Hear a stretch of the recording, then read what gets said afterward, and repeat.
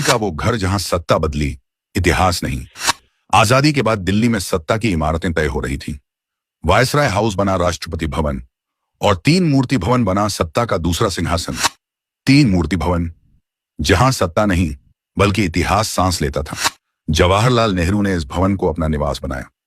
पूरे 17 साल तक यहीं से देश की किस्मत लिखी जाती रही।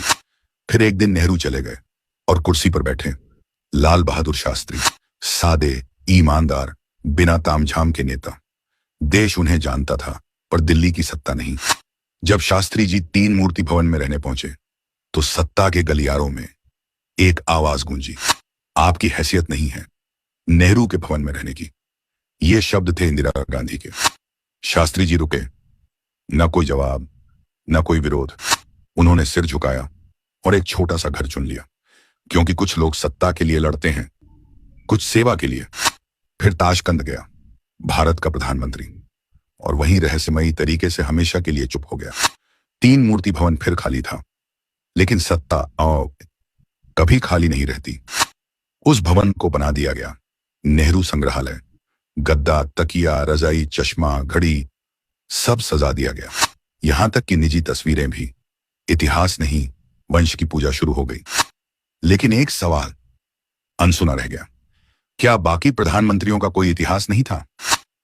बी नरसिम्हा राव, जिसने देश को आर्थिक आजादी दी, उन्हें इतना अपमान मिला कि अंतिम संस्कार तक दिल्ली में नहीं होने दिया गया। क्यों? क्योंकि वे दरबार के वफादार नहीं थे।